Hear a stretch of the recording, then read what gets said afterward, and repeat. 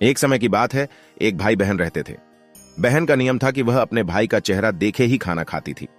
हर रोज वह सुबह उठती थी और जल्दी जल्दी सारा काम करके अपने भाई का मुंह देखने के लिए उसके घर जाती थी। एक दिन रास्ते में एक पीपल के नीचे गणेश जी की मूर्ति रखी थी। उसने भगवान के सामने हाथ जोड़कर कहा कि मेरे जैसा अमर सुहाग और मेरे जैसा अमर पीहर सबको दीजिए। यह कहकर वह आगे बढ़ जाती थी। जंगल के झाड़ियों के कांटे उसके पैरों में चुभा करते जाते थे। एक दिन भाई के घर पहुंची और भाई का मुंह देखकर बैठ गई तो भाभी ने पूछा, पैरों में क्या हो गया है? यह सुनकर उसने भाभी को जवाब दिया कि रास्ते में जंगल के झाड़ियों के गिरे हुए कांटे पांव में छुप गए हैं। जब वह वापस अपने घर आ जाए तब भाभी ने अपने पति से कहा कि रास्ते को साफ करवा दो, आपकी बहन के पांव में बहुत सारे कांटा चुभ गए हैं। भाई ने तब कुल्हाड़ी लेकर सारी झाड़ियों को काट कर रास्ता साफ कर दिया, जिससे गणेश जी का स्थान भी वहां से हट गया। यह देखकर भगवान गुस्सा हो गए और उसके भाई के प्राण हर लिए। लोग अंतिम संस्कार के लिए जब भाई को ले जा रहे थे तब उसकी भाभी रोते हुए लोगों से कहीं थोड़ी देर रुक जाओ, उसकी बहन आने वाली है। वह अपने भाई का मुंह देखे बिना नहीं रह सकती है, उसका यह नियम है। तब लोगों ने कहा, आज तो देख लेगी पर कल कैसे देखेगी।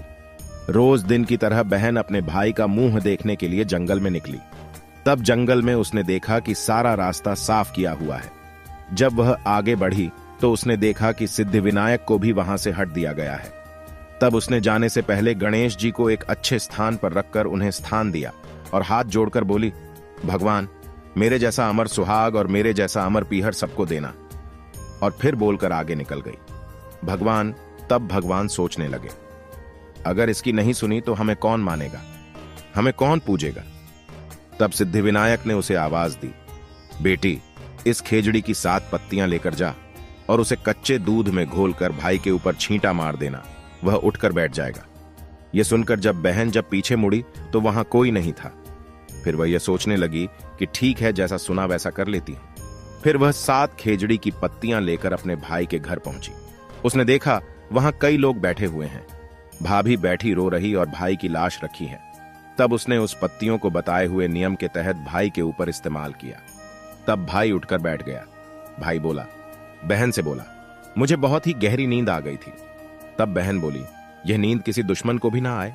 और उसने सारी बात अपने भाई को बता दी तो मान्यता के अनुसार